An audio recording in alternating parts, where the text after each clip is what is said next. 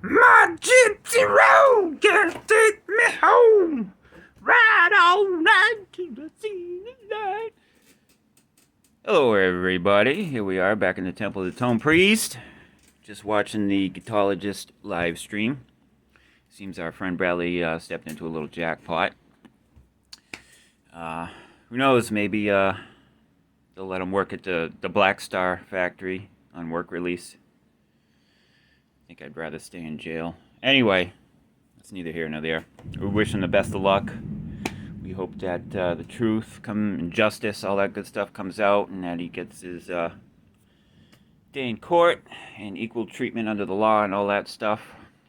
But here in the Church of the Tonepriest, first commandment is thou shalt not have bad tone. So, moving on. Good luck, Brad. What we have today on the altar of the Tonepriest is another guitar. Another Ibanez. We have Benezed again. This guitar is owned by the same owner as the last guitar we did, that GAX70. I think he's got a fetish for Ibanez's.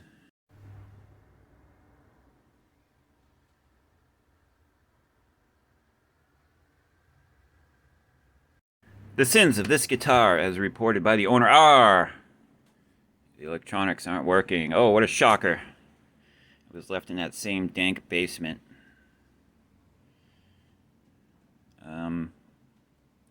Right now, it seems like there's a thunderstorm coming. The tone god is whipping out some lightning bolts, so we might have some cool background effects. Oh, here comes the rain.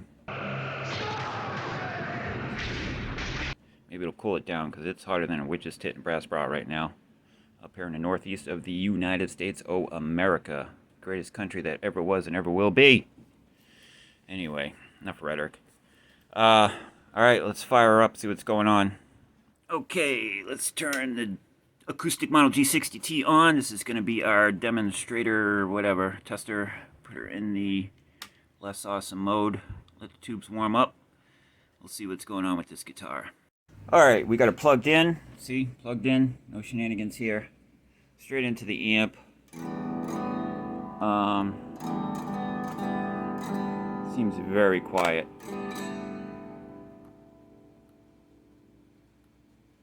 Tone knob seems a little bit weird. I don't know. That seems very quiet.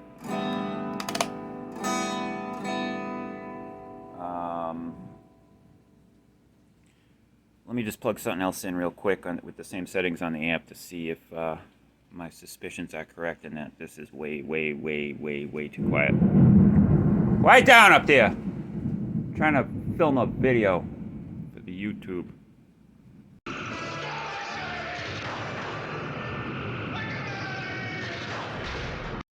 Alright, I got my SX Telecaster plugged in. The amplifiers, I haven't touched the controls. So, put the selector in the medium awesome mode. Volume all the way up, tone all the way up.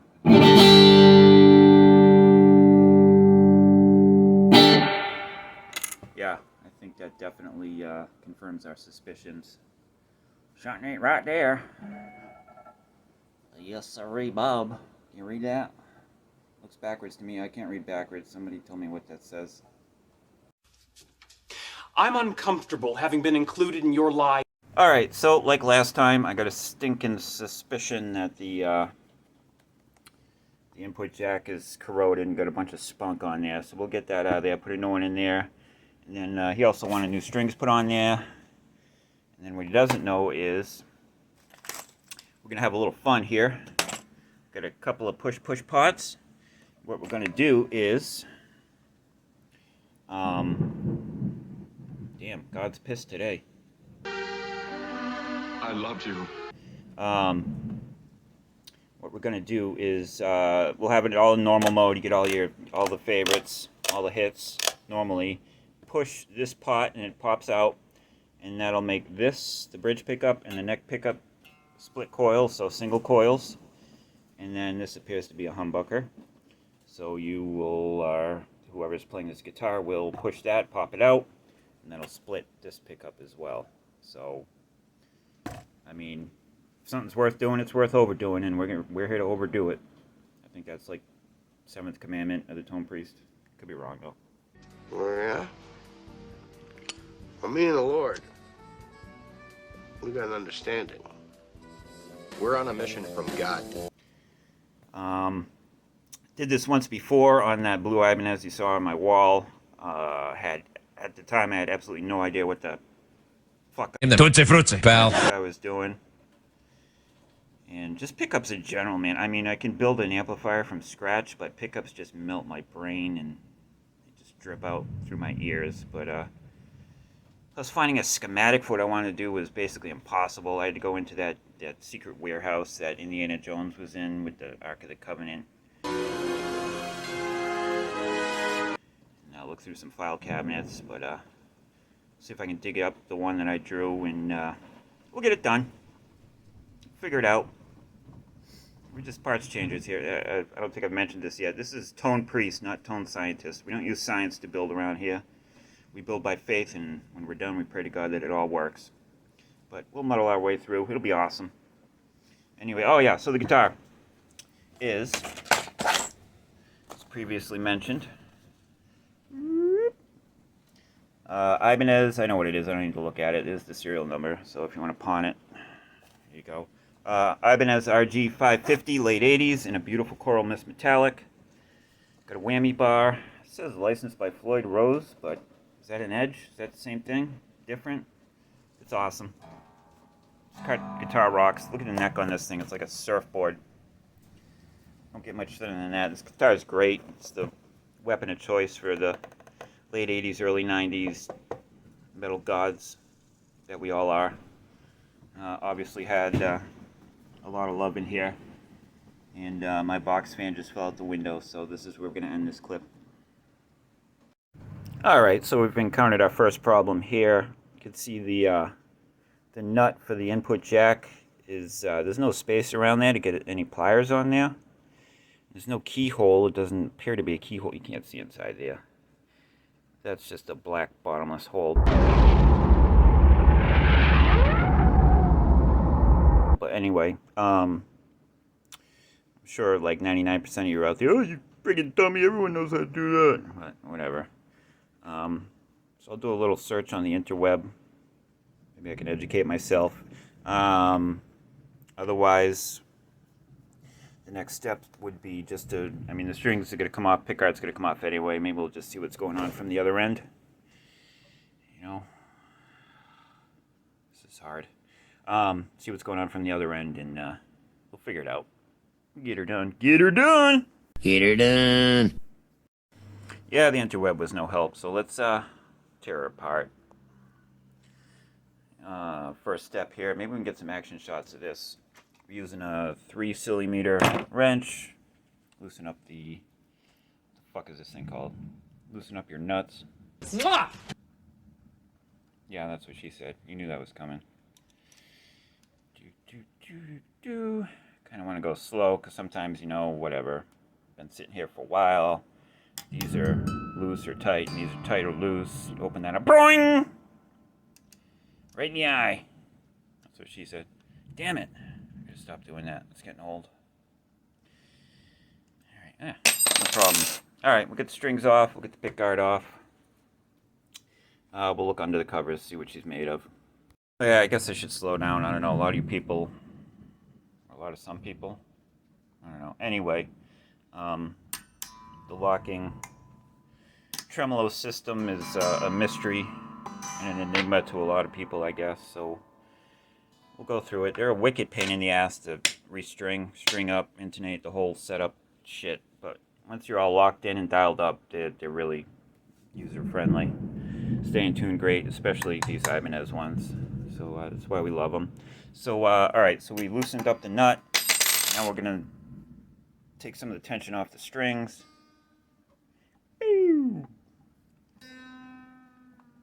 Me.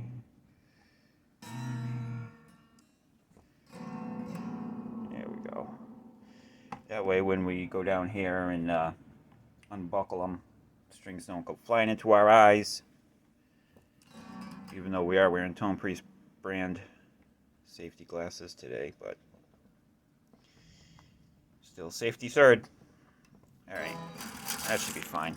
You like a little bit of excitement. Oh, Jesus. Such a retard.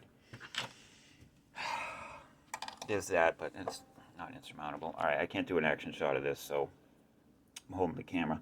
So we're just going to push down, throw your, what did I say? 3mm Allen wrench in there, unscrew the little taily things, and all the strings should just pop out of the saddles. And then we'll move on to the next step. Yeah, I really am a retard. I could have just done that from the beginning. Instead of loosening up the strings, I could have just done that and then loosened them up. But it's been a while, guys. Cut me some slack. Today's episode is sponsored by Dykes.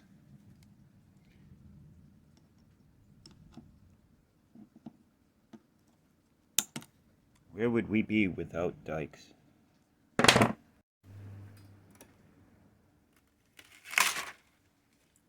Alright, strings are off. Next step, unscrew about 72,000 screws. We'll get the big guard off. Oh, before we do that, we know we're replacing the pots. We're going to be replacing them with these bad boys here by Floyd. Highly respected name in guitar electronics. So we get some kind of tool in there. I mean, if we can't just whip it. Oh, beautiful. Don't need a tool. Just need elbow grease. Alright, we need a tool. We'll get some kind of tool under there. You want to get something that go like a, I don't know, something that can get on both sides. You don't want to just like push up from one side because you could bend the pot or crack the pick guard or, you know, poke your eye out and end up in the hospital. So, but we'll get that off. Then we'll continue on with all these screws. Get this sucker out of here. Yeah, here we go. Perfect. Has anyone seen my black flathead screwdriver? Oh, here it is. I should clean this mess up. It's getting out of control. But focus. Found it. These are some rusty screws right here. It might be an indication of the moisture situation that this guitar was exposed to. I will tell you where you are. You are about to enter hell. Get in there.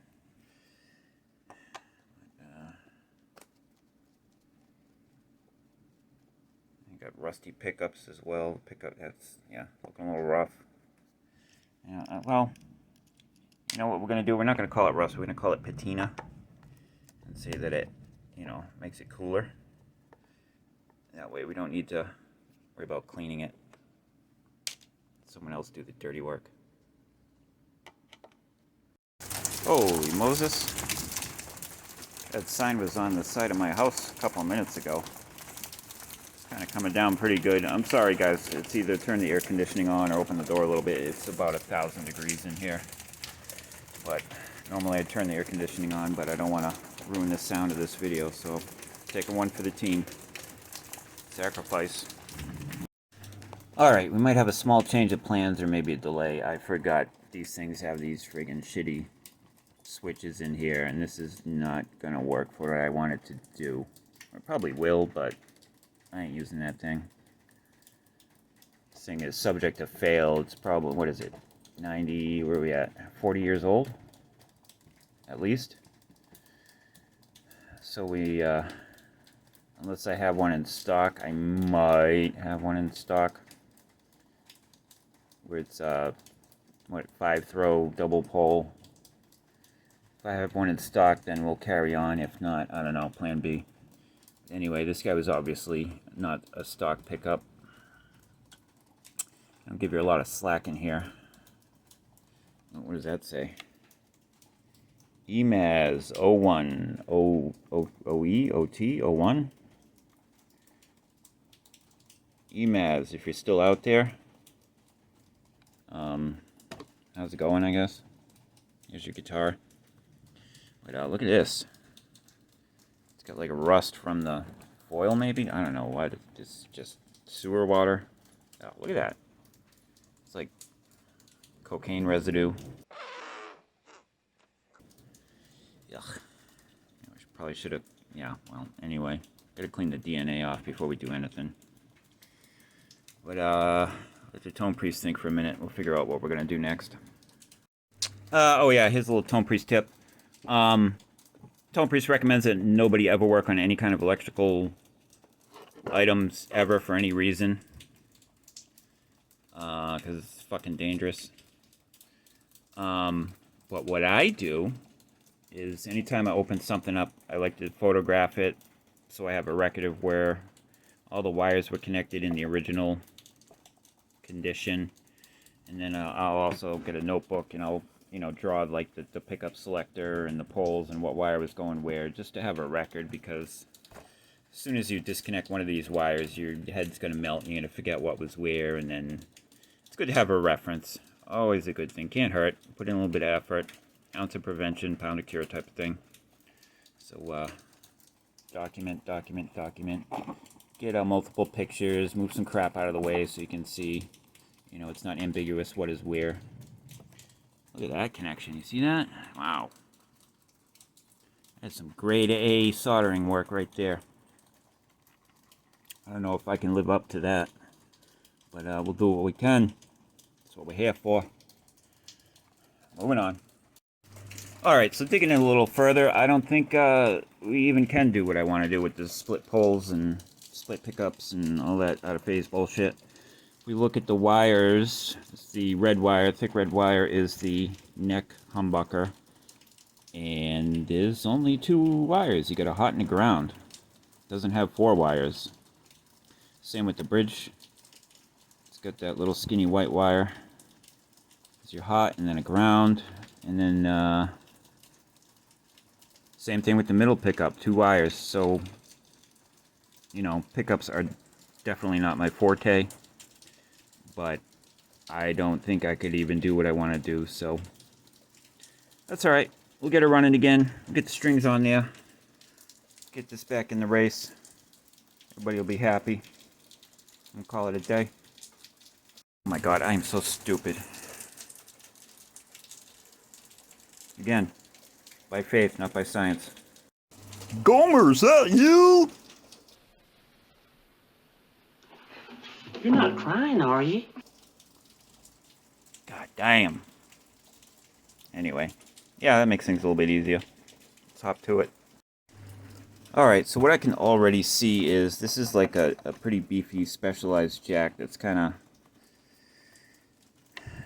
made for this hole. And one of them shitty China jacks that I have is not going to work because there's no end plate to mount it to. So, we have 2 choices. We can either order another one. That's going to be plan B. Plan A is, why don't we try and clean this sucker up, get her back into the action, and see how it works. So, I think the best way to go about doing this is just unsoldering the leads and yanking her out, and get her free of all obstructions, and you know what I mean. Figure it out. While we're waiting for the Hacko to warm up, maybe we could add a new capacitor to the tone knob. What do you think? I'd get some awesome tone.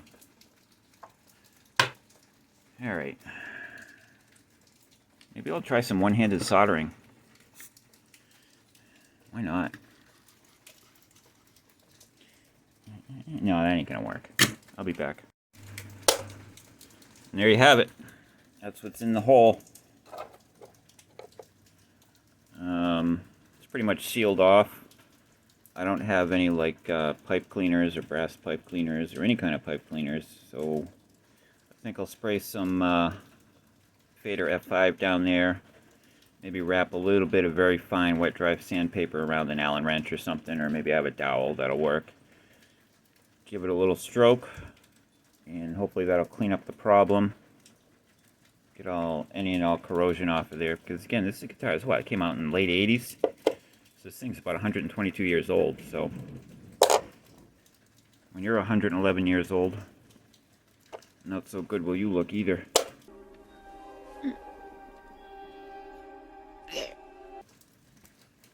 Alright, let's do it. Guys, I'm sorry. I know the meme's like overused and about 1,000 years old. I just can't help myself. It's too good. Woo! That's what she said.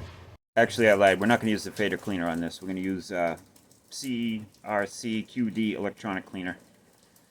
I saved the fader cleaner because it's like, $322 a pound, an ounce, a gram, a millimeter. This stuff's a little cheaper and it's more appropriate for this. Fader cleaners for like faders, obviously, and volume pots that have carbon, whatever you want. Get carbon inside. I don't know. They're frozen in carbonite. Oh, they've encased him in carbonite. He should be quite well protected. So that's what you save the good stuff for, but this will be fine for this guy right here. Ah, shit. I wish I had saved that shim from the old guitar. We would have used that to clean this jack up. That would have been awesome. You know what? I'm just going to say that we're using it, and I'll lie. I don't care. Don't let the facts get in the way of a good story. I'll actually probably be using this. But, oh yeah, this is the shim from the last guitar. We'll use that to clean this. How appropriate is that? Alright, so what I did is I took the same Allen wrench that I used to loosen the nut and the bridge, wrapped a little bit of 500, I think, grit wet dry around it. Kept it long enough so when it was inserted all the way into the hole. That's what she said. Or he said. Sorry, guys. I could still hang on to the sandpaper and get some leverage so I could stroke it back in and out of. So I'm looking at this jack and it just seems really funky. Sorry about the focus, but see that big piece right there, that big jagged sharp edge there that looks like something from an orc would carry from Lord of the Rings. There's no hole in it, and I know you can't read it because of the focus, but it says made in, no, it says Switch, probably Switchcraft, but it's only got like Switch K on it, so it looks like it was chopped. There's no hole on there. The ground lead was just kind of tack soldered on there. That's second rate. I think I'm going to very carefully try to drill a little hole in there so we can get a J-hook around there and make a nice secure connection. The hot lead in the middle there, that looks appropriate. It's got a hole in there. We'll clean that up and do it right. Let's do it.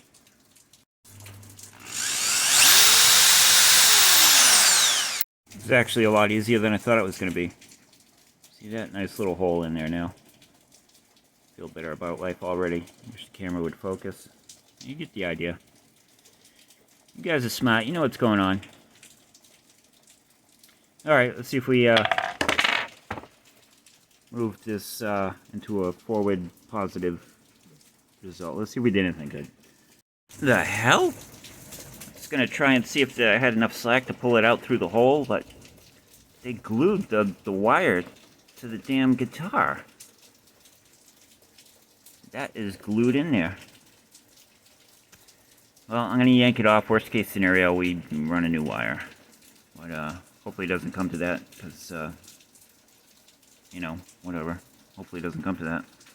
Alright, so I yanked that red wire off the guitar, and looks like I'll have a little bit of slack, but unfortunately a little bit of the insulation peeled off. So we'll get some heat shrink and we'll make her almost just like new. And there we have it, problem solved. Got a new piece. Oh shit, hot! God damn it! Alright, so in preparation of soldering the wires back on, got a nice new hole that we drilled on the negative on the ground. Then on the hot, again, focus, focus, focus. There was still solder on there, so we used the solder sucker to suck that solder off of there and expose the hole so we can get our nice little J connection. I'm not going to show the solder sucking. There will be plenty of solder sucking in future videos, so if you're interested in sucking solder, stay tuned. There will be a ton of it. Alright, it's tool time with Tim the Toolman Taylor. Of course, you should never do any kind of work on anything ever for your own safety and the safety of your friends, family, neighbors, country, the world, the universe, but if we're one to do work, this is a great tool. You can get these at Walmart in the crafts and arts section. These are used for like beads, I don't know, bracelets, beads, whatever, but they got the round noses there, and I use these all the time for wrapping leads, making J-hooks around terminals, and I'm using it right now to wrap the leads around the terminals of the jack. So just wanted to say, yeah, definitely goes into the Tool Hall of Fame as very cost effective and very handy. I mean, where would we be without tools? I'm a tool. Alright, so I got it plugged in, got the amp fired up. I can tell already.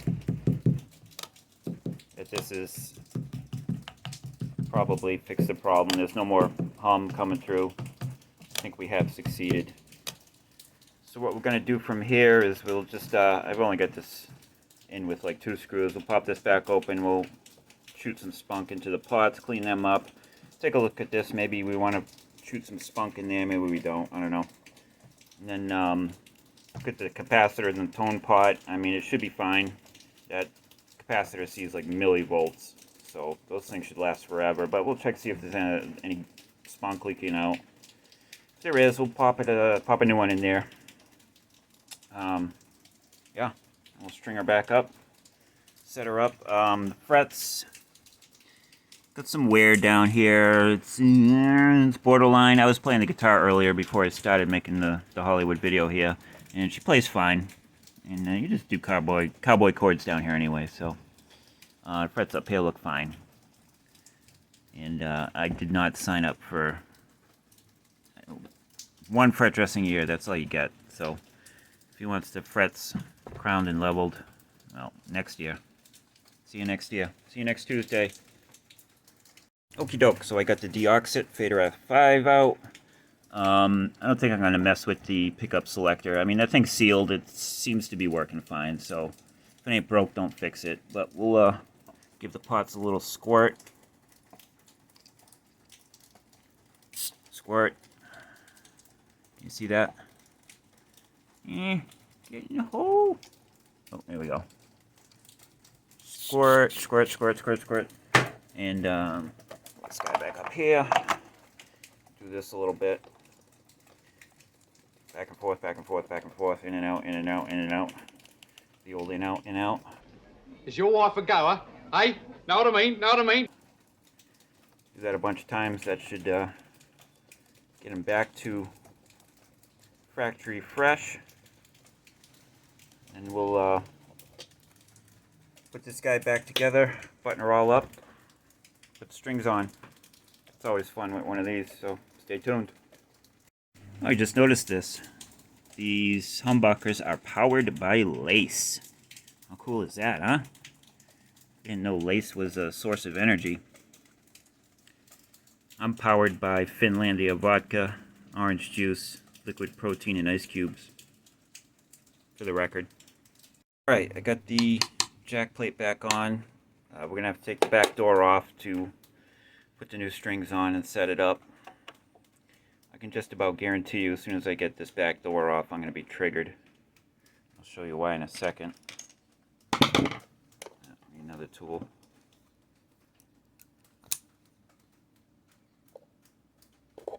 Sorry about the scratch, Nate. No! Oh my god, look at that.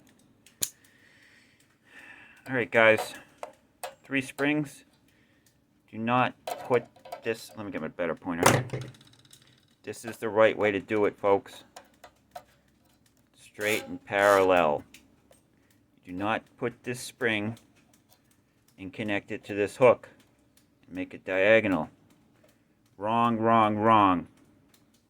You can argue in the comments section below, but you're wrong, so don't even bother. The reason why is you want equal tension on all the springs, so when you dive bomb, the spring doesn't pop off because, you know, this one's got less tension on it than these two that are going, you know, a further difference, you know.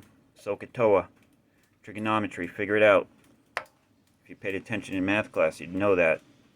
Don't do that. Bad. Bad. Right? If you need more tension, that's what the claw's for. You tighten it up or loosen it up, less tension. Straight. Excellent.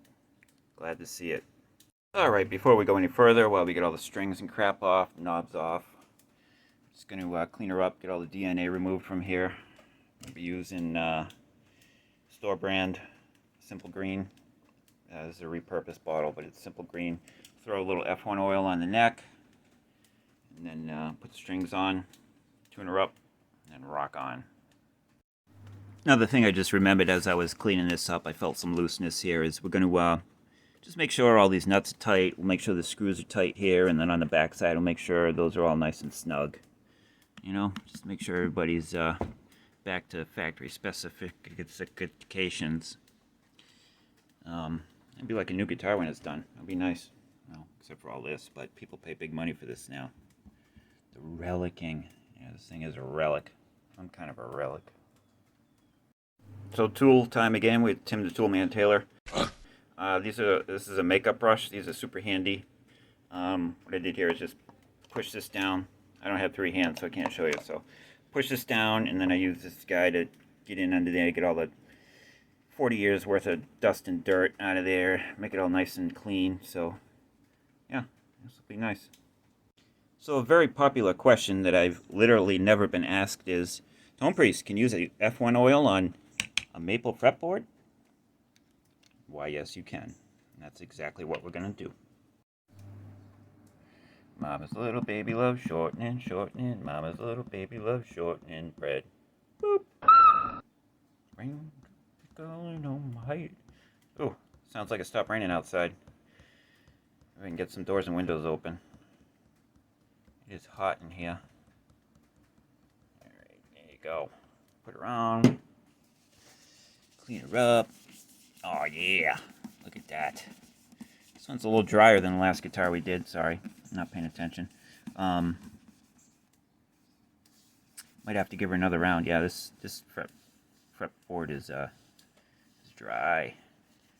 So might go back, add a little bit more, let it sit in for a little bit, and then wipe off the excess. Get a sparkling. Oh yeah, she's already starting to sparkle. Look at that.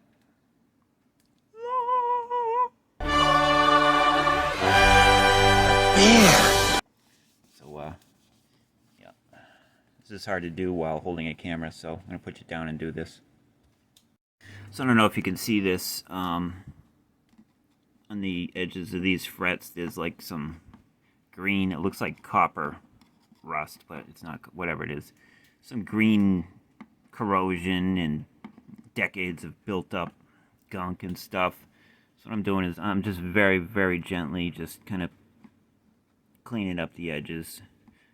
Do not want to scratch the fretboard, but the green is stained the wood, so it's going to be green forever, which is fine because it looks cool. You know, this guitar has been used. That's what they're meant for. They're not to hang on a wall in a museum. Certainly not at the Hard Rock Cafe, so get a little bit of that crap out of there. We'll do one more round of the F1 oil and then simple green it all over again, and then we'll be ready for strings. Alright, so it finally stopped raining. Yeah, when it started raining, I was so preoccupied with making Hollywood movies that I forgot. I had the window wide open with a fan in it. Now my living room looks like Lake Superior, and it was like an inch of water in the bottom of my fan.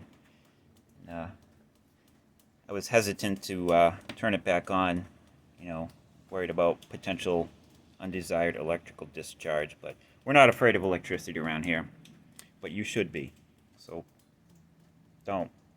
Anyway, 2 layers of F1 oil. Yeah, this thing was dry as a bone, especially in these areas where all the fret wear is. It was just soaking it up like a sponge, but it looks pretty good now. You know, it doesn't look as nice as the rosewood fretboard, but I prefer maple fretboards myself. Rosewood looks great and all, but I don't know. Just a maple fan. Alright, we're going to tighten these guys up, and as promised, we'll get the strings on here and show you how to do that. Does anyone see my Klein 10-in-1? There you are. Alright, so I'm using my Klein 10-in-1 here with the small Phillips head. Just tighten these guys up, screwed on the top of your machine head. Just barely snug. You don't need to kill them. You definitely don't want to kill them. Same thing back here. Just snug. Barely snug. And then on the other side,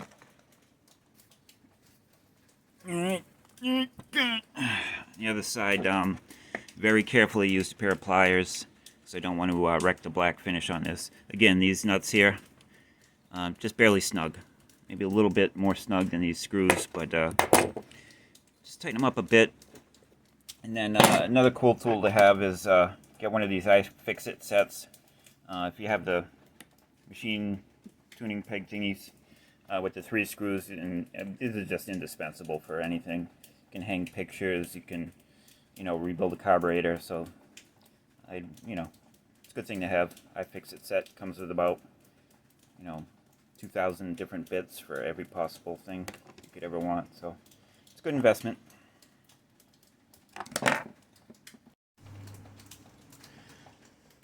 Alright, the moment we've all been waiting for. Let's get the strings on here. String of choice today is Tight Fit by DR 9 through 42s. I might be using the wrong string gauge on all my guitars. The handmade string. Boy, that's got to be labor intensive. Here's the back if you want to read about the Tight Fit by DR 9 through 42 set of strings. And here they are. They come wrapped in a condom for everyone's protection. Probably a good idea with a tight fit. So let's bust them out. Get them on there. Alright, this is how I string a guitar with a whammy bar and a locking nut. I'm sure this will be a source of great controversy. This is probably the wrong way, but you find your own way. I'm just going to show you how I do it. Now these DR strings at this end, the winding goes all the way to the end. If the core stuck out of there, I would clip it.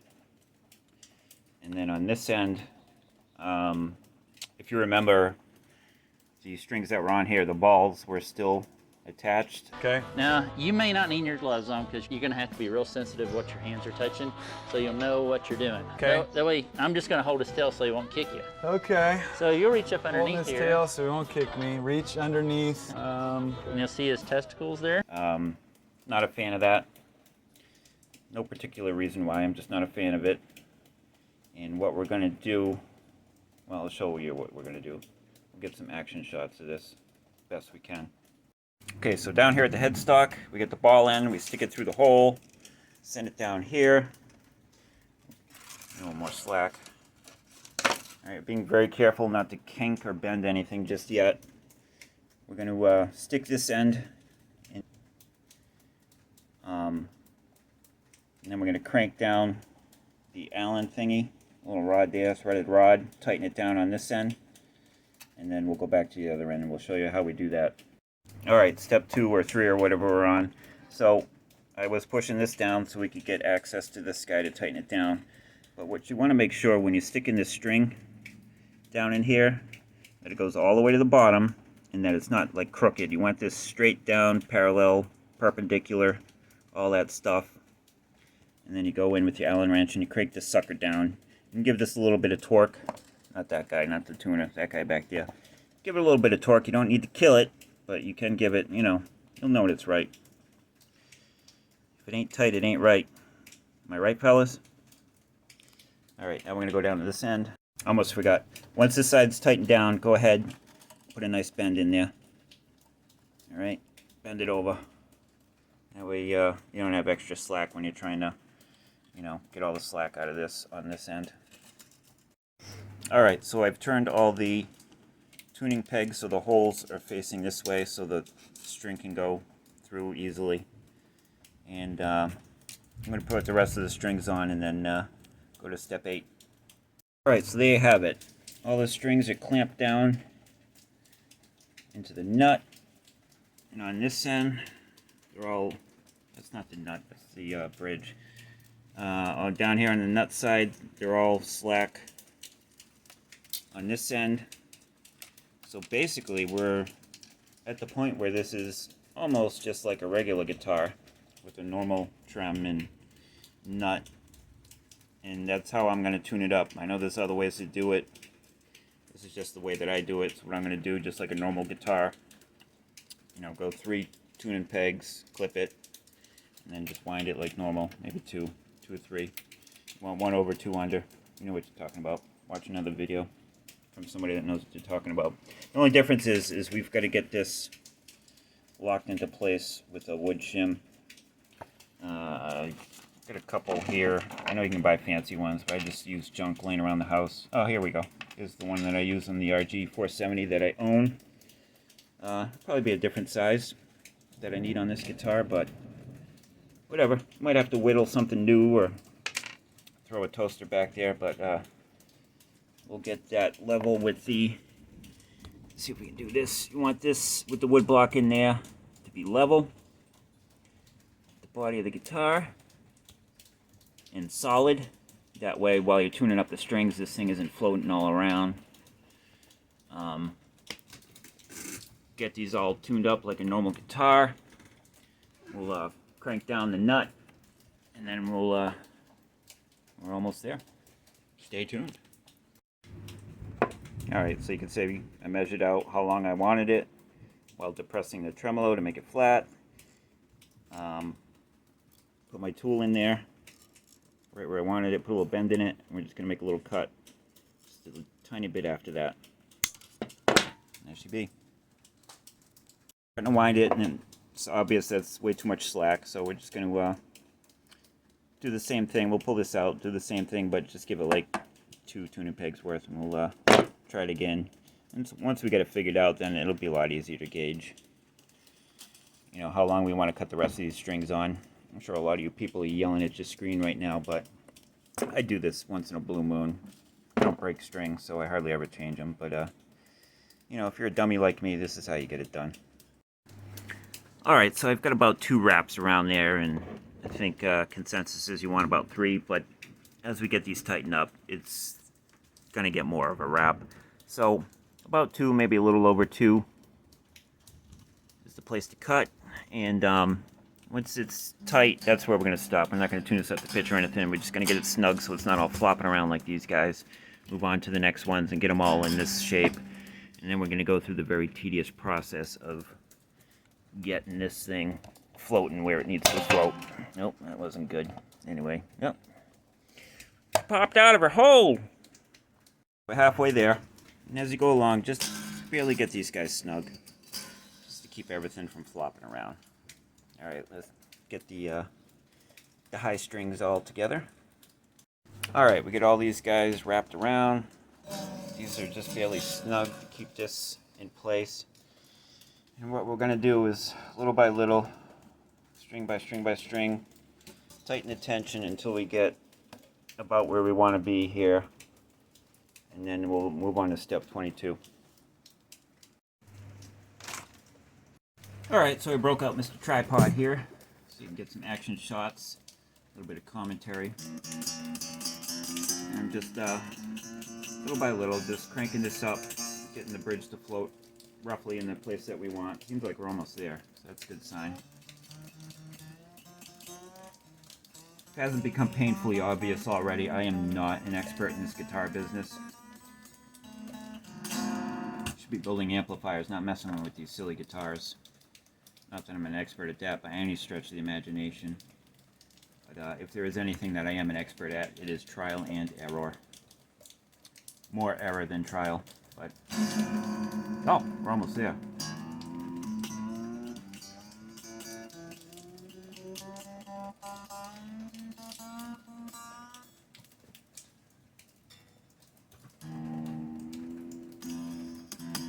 Almost there. We're looking pretty flat here. So I'm going to roughly get this ballpark in tune. Not going to fuss about it because the more you tune it, the more this thing goes all cattywampus. We just need to get this tight enough that it's close so that we can stick the wood in the back here, and then we can really go to town and get it done. So, alright, on to step 103.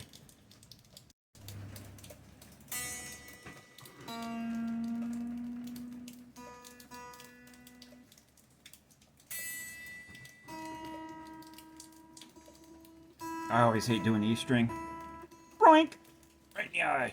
Yeah, see, I started down here, got all these in tune. By the time we're up here, this is basically in tune, but this guy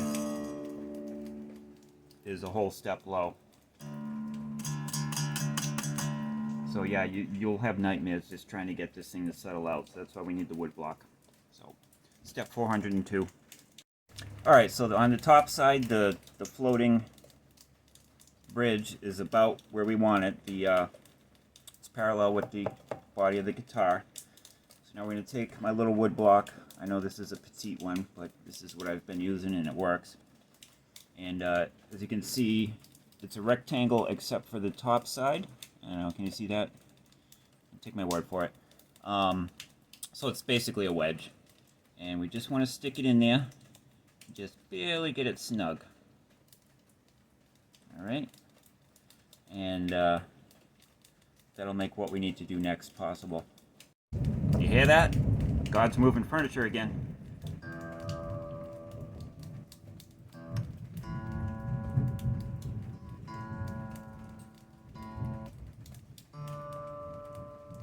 I got the tuner hooked up down the other end, off camera.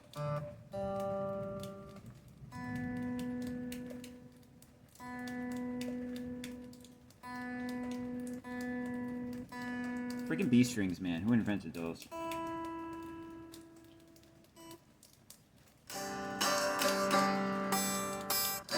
There we are. Alright, with wood block inserted in the back to make this part level with the body. We keep tuning it one at a time until when you get to the high E and you go back to the low E, it's still in tune. Alright, so when you got the guitar intonated with the bridge floating at the position you want it, it's still a little bit snug, so what we want to do is crank the correct tool, if I can find it, and we'll use this. Want to crank the claw that way to give it more tension so this thing freely falls out on its own. Right now it's just barely hanging on, so we'll give each one a twist, twist, twist. I want to keep this, you know, parallel with this area. Check it, no, still a little bit snug. Twist, and twist. Snug, twist, twist, snug. Might have to add a spring. Twist. I'm gonna stop saying twist now. You guys get it. You know what I'm doing. Screwdriver. We're definitely getting into the danger territory of needing another spring. Oh, perfect. Flip it over, tune it up again, and again, and again. And then little by little, going one string at a time, tuning it up as necessary. Eventually the tension of the strings will match the tension of the springs. And if you did it right, the float will be in the right position.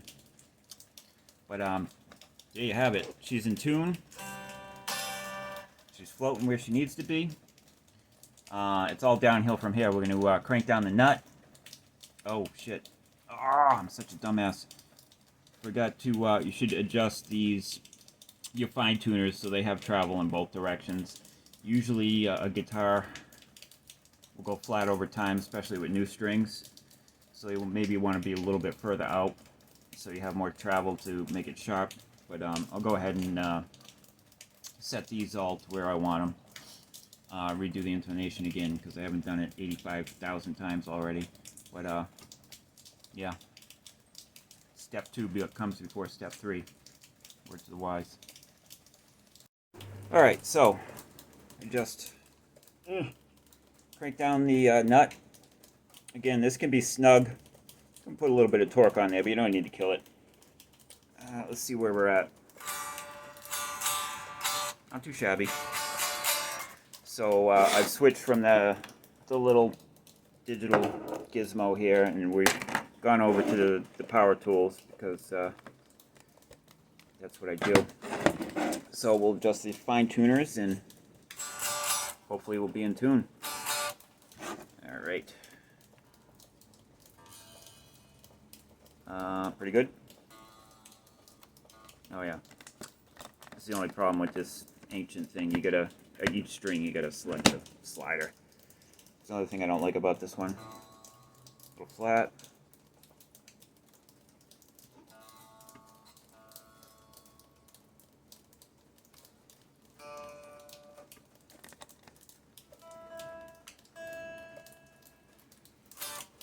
As always with a folding trem, you got to go back to the beginning and check it.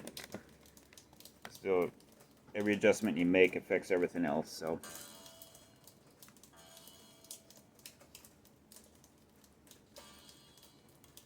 it seems pretty good.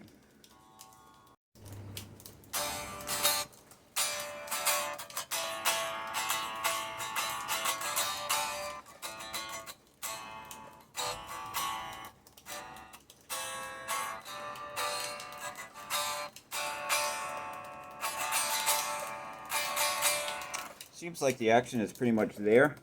I'll go and check, make sure there's no buzzing or anything, but I don't think we need to mess with the rod. We'll do the intonation. Check the pickup heights, they look a little cattywampus. Button it all back up, and I think we'll be done here.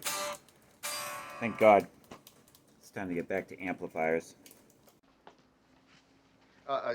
Excuse me, I don't think there's anything wrong with the action on this piano.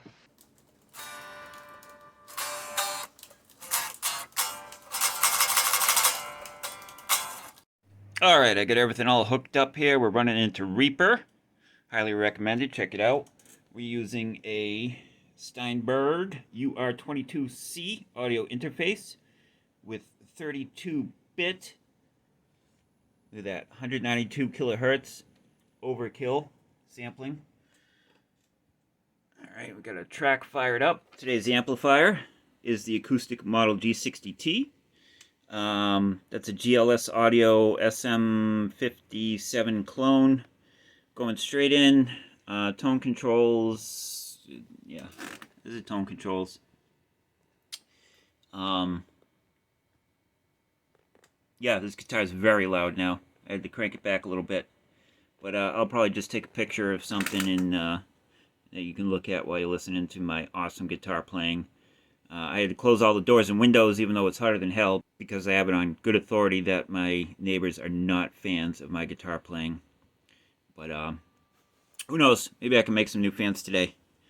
So just be forewarned, I'm not a recording engineer. I'm not an expert at Reaper. I've messed around with it, you know, a little bit. So yeah, hopefully it sounds good. Should sound better than the phone audio. Let's give it a whirl.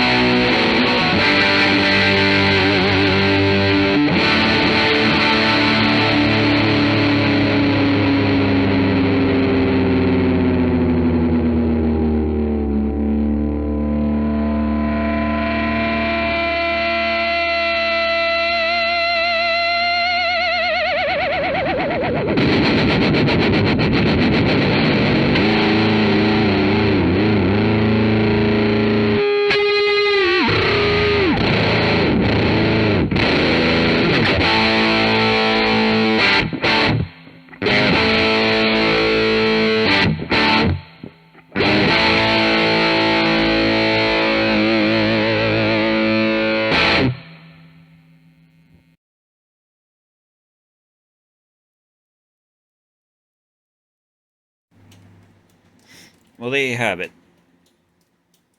Ibanez RG550 in this stunning coral mist metallic color. What I thought I'd do at the end of this video,